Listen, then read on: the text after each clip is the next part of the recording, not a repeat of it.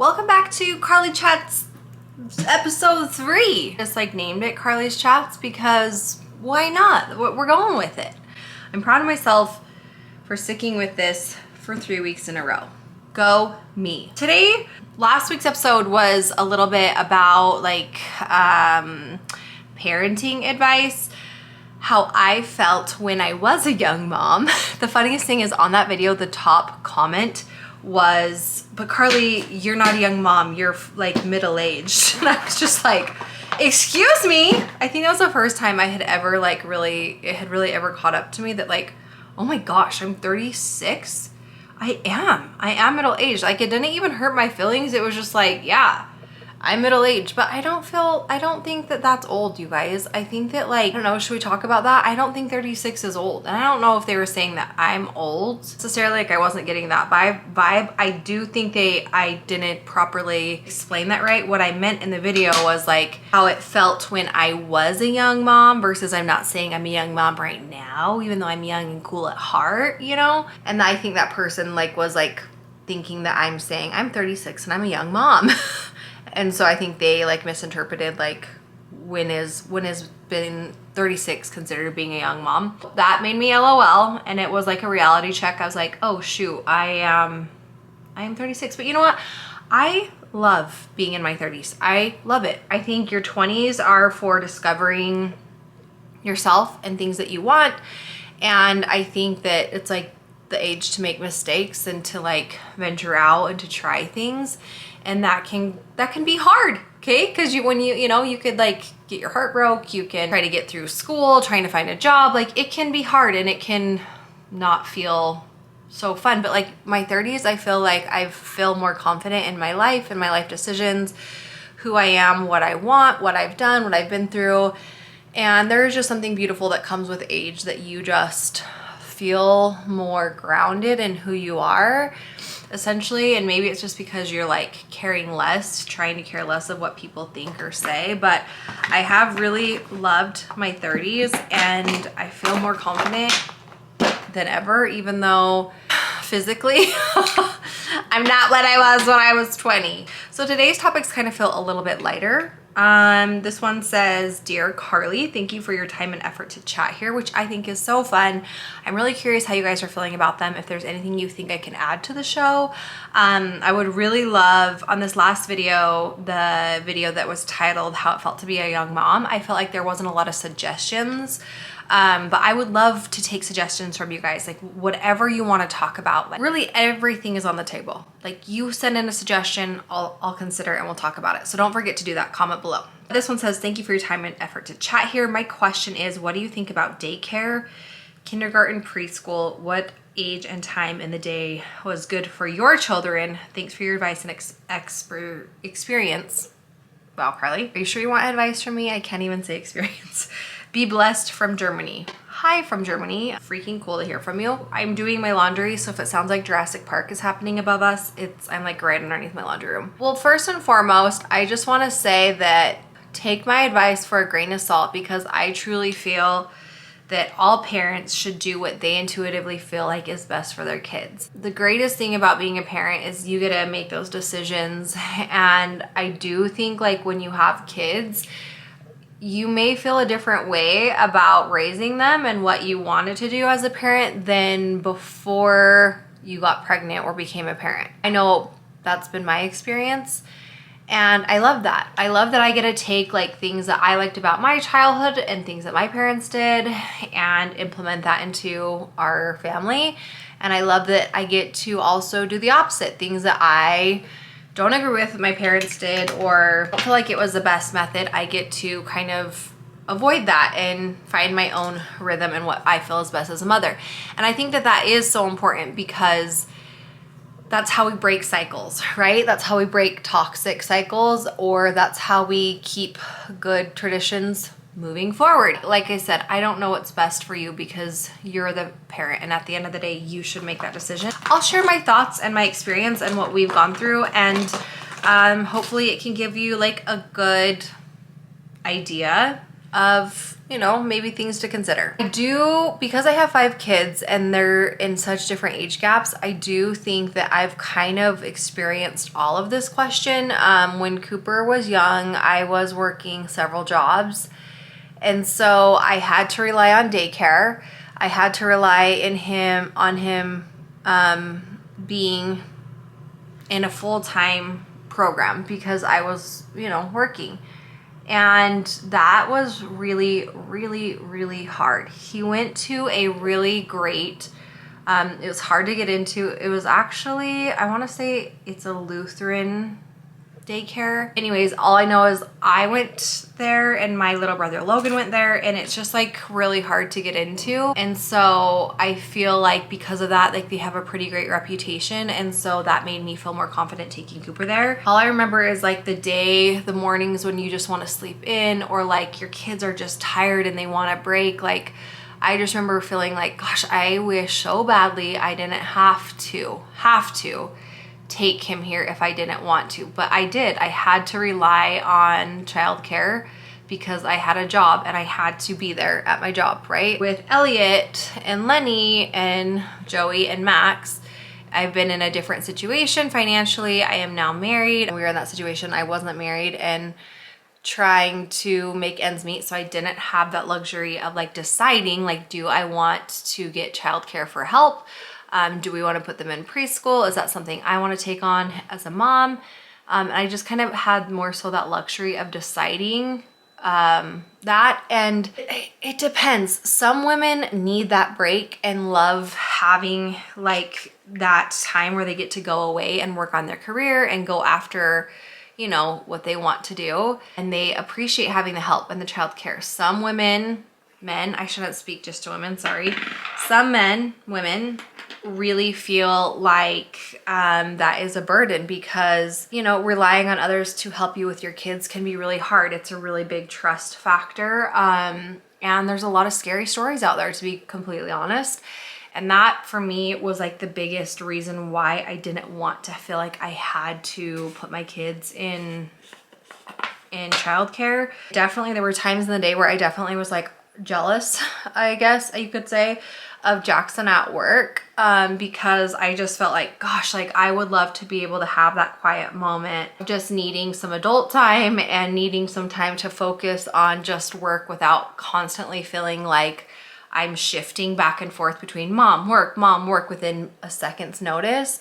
But I would always draw back on those feelings that I had with Cooper in those early morning situations where it did feel really hard to drop him off when he's crying and clinging to me and just, you know, wanting to be with mom that day and not at school. And there were so many times where I just remember being like, gosh, I wish I didn't have to drop him off here. But that being said, I do think that kids are resilient, and I think that it taught him how to be social. It taught him how to respect other adults. It taught him how to listen to rules and how to get into a schedule and be very routine. I see that in him now. Like he's very good about getting himself up and like off to school and getting himself to like his baseball games and early morning things that like maybe sometimes I'm not up with him for. Really cool to see that he has taken that life skill with him. And you know, that's what we're trying to do as parents. We're trying to teach our kids life skills that they get to take on with them as when they mature and they become adults and they leave the house.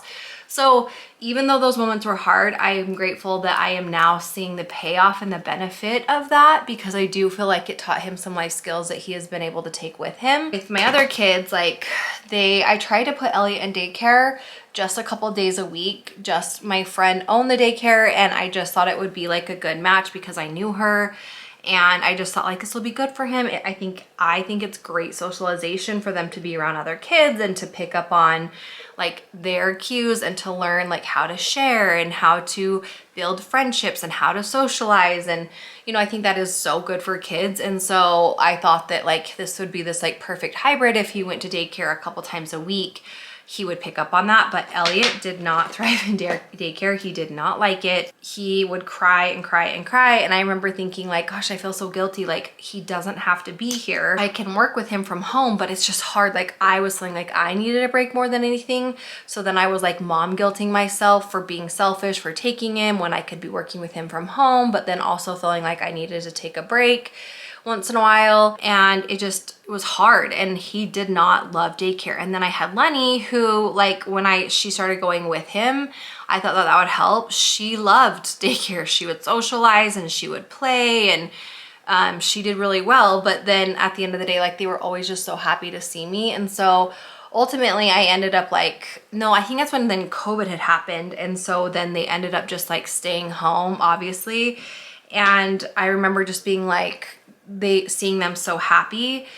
I remember thinking like, gosh, do I want to put them back into school or daycare when the opportunity arises, or if that is like what's going to happen? And ended up being that we didn't.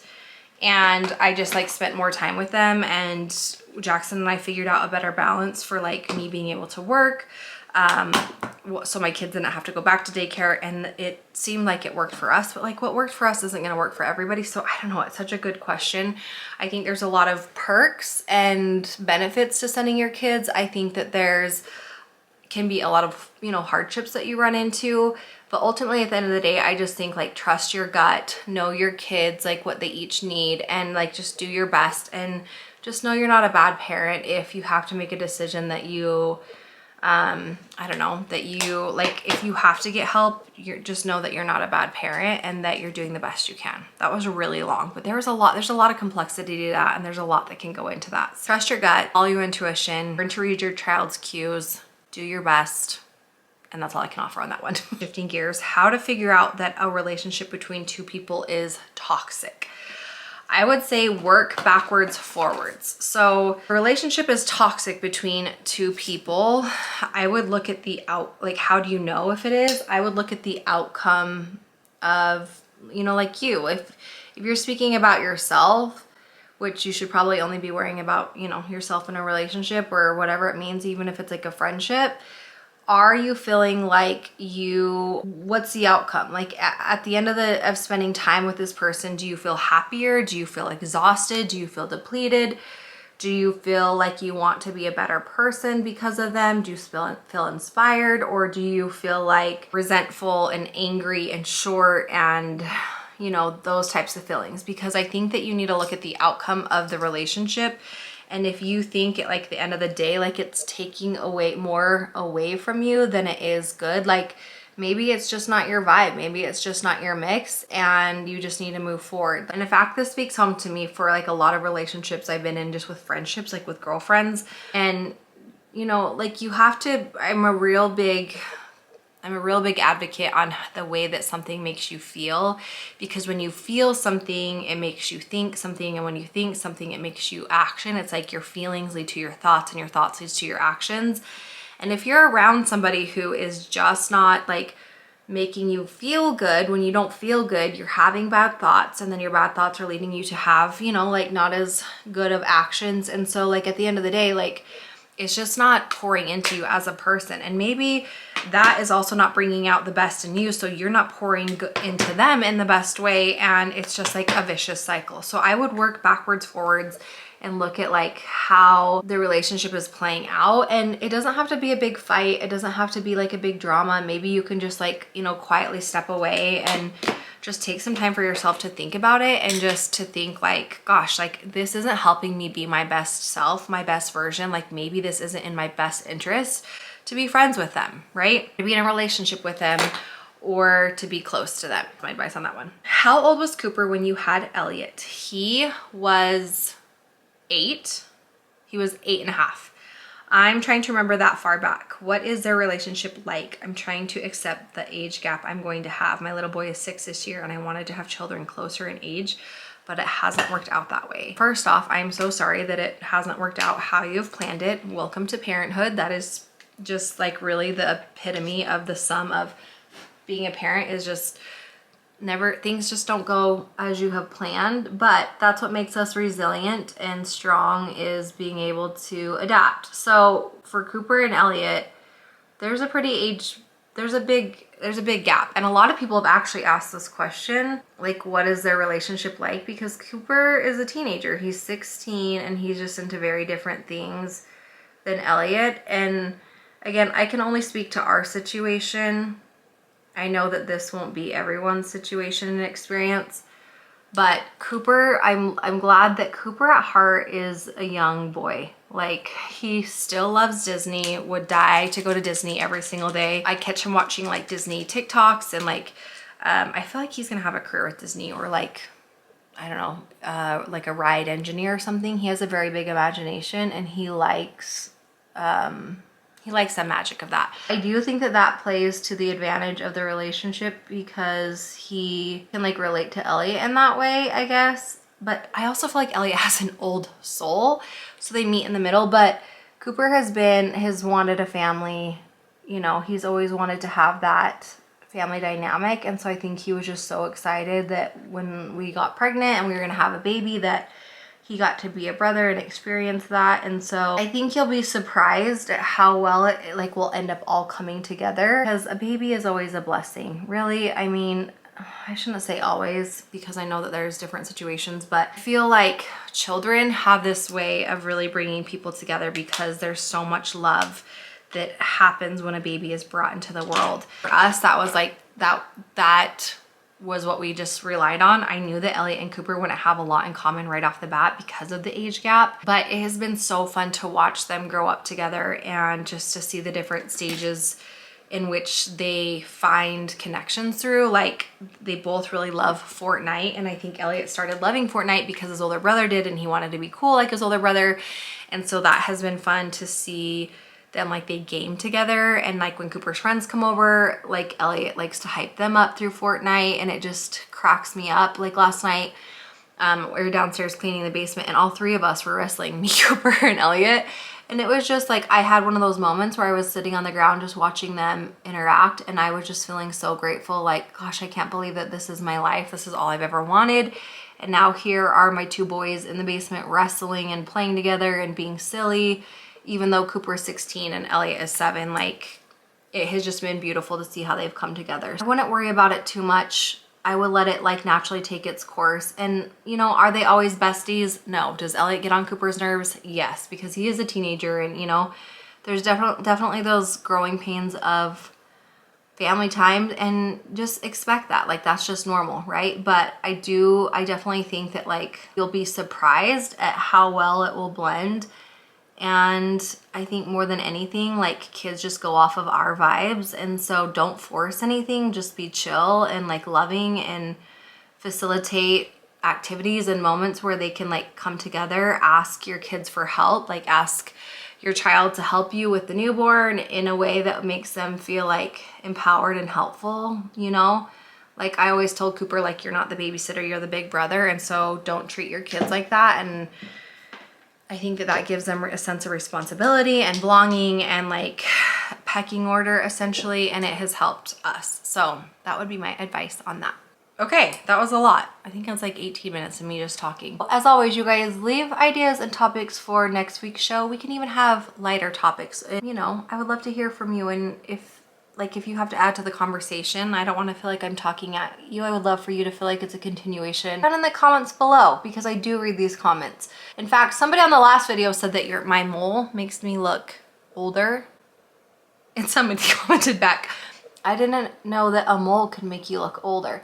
And my response to that is, I understand if you feel that way and you don't like moles, that's fine. But I have always felt like this makes me unique and different, and something that makes me stand out. And when I was a little girl, maybe I used to think it was like gross and ugly. But now, looking and, you know, being more mature and older in life, I realize like it makes me different, and it makes me like me. Like, Carly has a mole. So there's that.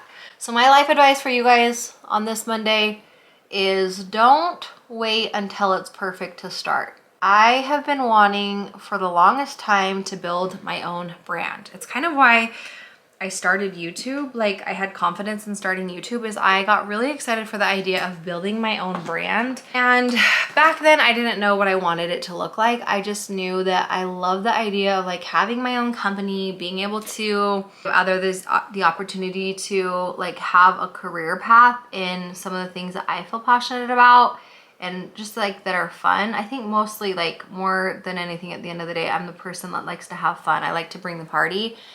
And too often I have been like, oh, it's not good enough, or like it's not as good as this brand, or I'm just like not that person that puts out this like really cool, highly polished, followed, coveted brand, right? And so then I like just won't do it, or I won't like believe in myself. And I've like learned through so much time and failure and just like things that I've been through that like things don't have to be completely perfect for you to try, like, or to put them out there, right? Like if you wait till that is the case, you might be waiting around for a long time because the opportunity is gonna pass you by. When it, like for me personally, like I want to build this brand. I've been working on it in the back end. For years, I've been dreaming and building it, but like finally now, when I put my kids down at night, I've like truly been working on building this brand for myself and what I want it to look like. And so often I want to hold back and I want to pull the reins back and I want to be like, well, I'm going to miss the trend. I'm going to miss the opportunity. Like I just want to tell myself that I don't have what it takes. And I'm like, you know what? That's so silly, because if I truly wait till the moment is like perfect, quote unquote, or I could be waiting forever to like launch this brand or two. And I just keep having this internal dialogue like, it's not good enough. You don't know what you're doing. You're behind on the trend. Like all these, like none of them are self-serving thoughts. They're all like really just like putting me in the other way. Like I shouldn't do it. I should hold back. I should look into something else, blah, blah, blah, blah. And I finally decided, I'm like, you know what? I'm going to constantly feel this way and I'm never going to feel like it's good enough. So I just have to put it out there. I just have to be willing to put something out there, even if it's not my best work, and then learn from it and move forward and refine it and keep going. Because if it truly is a dream of mine and a passion and something I want to do, that I must try. I must attempt. I must go for it, because nothing's going to happen if I just sit back and like keep feeling this way. I'm just going to keep talking myself out of it. So I don't know how that's going to relate to you, or if it does, but I hope that you're not afraid to put yourself out there. Put yourself out there and try the things that you've been telling yourself you're going to try or that you want to do. Because we hear it a million times. Life is so short and you truly have no idea what's going to happen until you try. And the thing that I've learned the most is when you run into like closed doors or no's or things not working out, if you keep moving forward with the belief in yourself and the belief of wanting to do the thing you said you're going to do, the universe has a way of putting you in the right alignment and in front of the right people, and it all ends up like pointing to the direction you need to go. That's my ending advice for you. This video was longer than the other two, but I am proud that this is my third upload, and I hope that these can keep growing. Maybe next week we'll have Jackson on, or a guest. I don't know. Are we just liking the you and I feeling, or should we think about it? The good news is we can make it whatever we want. Okay, I love you. Give me a kiss. Happy Monday.